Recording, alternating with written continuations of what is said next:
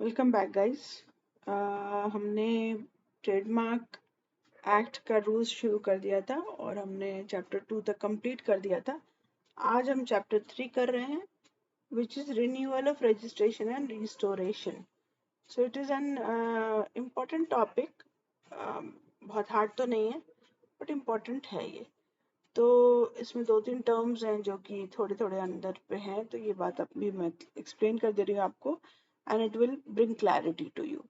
आपको ये बात पता है कि एवरी 10 years हमको रजिस्ट्रेशन को रिन्यू कराना पड़ता है। ट्रेडमार्क के रजिस्ट्रेशन को अगर नहीं कराया तो विद इन 1 year अगर हमने नहीं कराया तो फिर वो खत्म हो जाता है हमारा रजिस्ट्रेशन। अब ये open to anyone else to register in the same class, the same name है। तो यही चीज़ है कि आपको 10 years पे रिन्यू कराना, और every 10 years when you are renewing it, तो it is said to be the trademark is registered in perpetuity. ये बात यहाँ पे बताने की कोशिश कर रहे हैं कि आपको रिन्यूअल कैसे करना है, और अगर आप नहीं किए तो फिर क्या होगा। अगर आपका ड्यू फॉर रिन्यूअल हो जाता है तो टीएमआर में आपको अप्लाई कर देना है। कब अप्लाई करना है? मान लीजिए आपका 2024 में मार्च में आपका ख़त्म हो रहा है, तो 2023 के अप्रैल से लेकर आप एप्लीकेशन कभी भी डाल सकते हैं, यानी नॉट मोर देन 1 year का डिफरेंस होना चाहिए from the date of expiration to apply for renewal TMR में। ठीक है, तो R is for register renewal, ये चीज़ याद रखना है, आर इज फॉर रिन्यूअल, और इस तरह से आपको वो याद हो जाएगा। अगर मान लीजिए आपने 6 months के अंदर नहीं किया, यानी कि अब आपका मार्च से अप्रैल से शुरू हो जा रहा था, सो अप्रैल से लेकर 6 months तक, like 6 months before March which is नवंबर के पहले तक आपने अपने अप्लाई नहीं किया है अक्टूबर तक में, तब फिर वहाँ से जो रजिस्ट्रार है वो आपको इसके लिए कहेगा कि आप मतलब डाल दीजिए, आपका अभी रिन्यू होना ड्यू हो गया है और आप उसको डाल सकते हैं फॉर रिन्यूअल। ठीक है, उसके पहले ये पॉइंट 2 मैंने बताया, मैं बताना भूल गई थी। तो यहाँ पर जो है विद इन प्रिस्क्राइब टाइम अगर हमने नहीं किया तो रिमूव कर सकते हैं, कैंसिल कर सकते हैं हमारा रजिस्ट्रेशन। जैसे मैं 58 में बता रही थी कि 6 months before the expiration registrar जो है आपको फॉर्म RG3 में, है ना, इसको आपको वो भेज सकता है कि आप इसके रजिस्ट्रेशन को करवा लीजिए रिन्यू, वरना आपका मतलब ड्यू है और अगर नहीं कराते हैं तो वो हट जाएगा। ठीक है, ये बात आपको वो भेज देते हैं।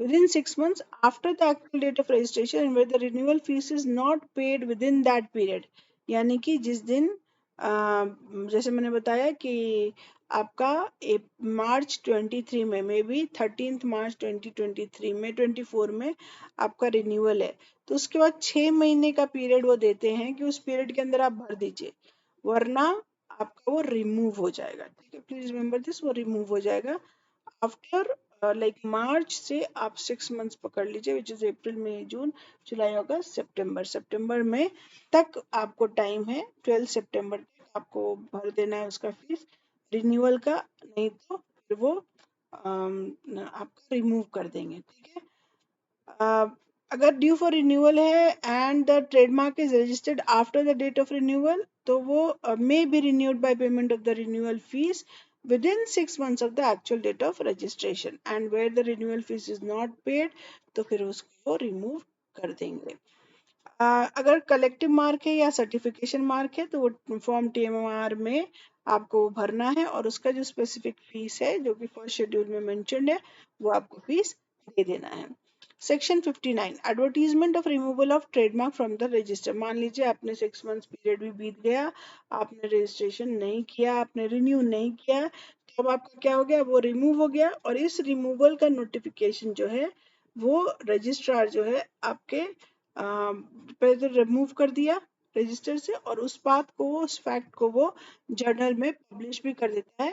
दैट मीन्स कि कोई और अगर ये देखता है और उसको ये रजिस्टर कराना है तो it is open for him to register. ठीक है, अगर आपने तभी 6 महीने के बाद भी आपने डाला रिमूव करने के कि मेरा ये कर दीजिए, और आपने जो उसका पेनल्टी फीस है वो भी डाल दिया, कब कब 6 months from the expiration, that means कि आपको क्या टाइम मिल रहा है, आपका जिस डेट का रजिस्ट्रेशन ड्यू होता है विच इज मे बी 13 मार्च 2024, उससे 1 साल का पीरियड, क्योंकि 6 महीने पे तो आपको वो रिमूव करने के लिए बोल दिए और आपका वो पब्लिश कर दिए, पर आपने सरचार्ज देकर 6 महीने के बाद तक में भी रजिस्टर करवा लिया, मतलब रिन्यू करा लिया है, तो फिर वो कर देंगे। यानी अगले साल के 2025 के आपको 13 मार्च तक का 12 मार्च तक का पीरियड मिल जाता है फॉर रिन्यूअल।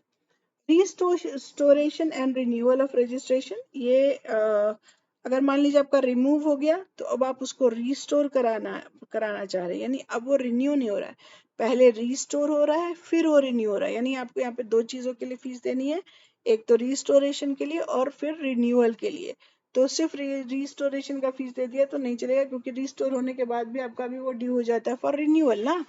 तो ये दोनों चीजें अलग हैं, यानी one is renewal which is with in time period किया तो रिन्यूअल, और एक बार जब वो रिमूव हो गया तो अब आप उसको रीस्टोर कराना है, रीस्टोर करेंगे प्लस रिन्यूअल करेंगे, तो ये 2 चीजें हो गई जो कि आपको याद रखनी है, ठीक है।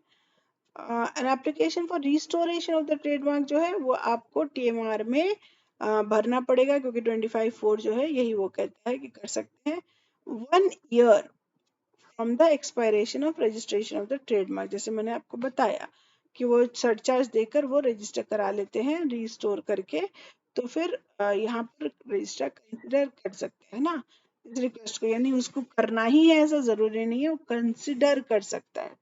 और फिर notice and advertisement of renewal and restoration, आपका फिर वैसे ही उसका नोटिस जाएगा और एडवर्टीजमेंट उसके जर्नल में हो जाएगा। So we are done with this chapter. 4 is the next chapter of this particular part of the act, rules rather. So we are done here. Thank you so much.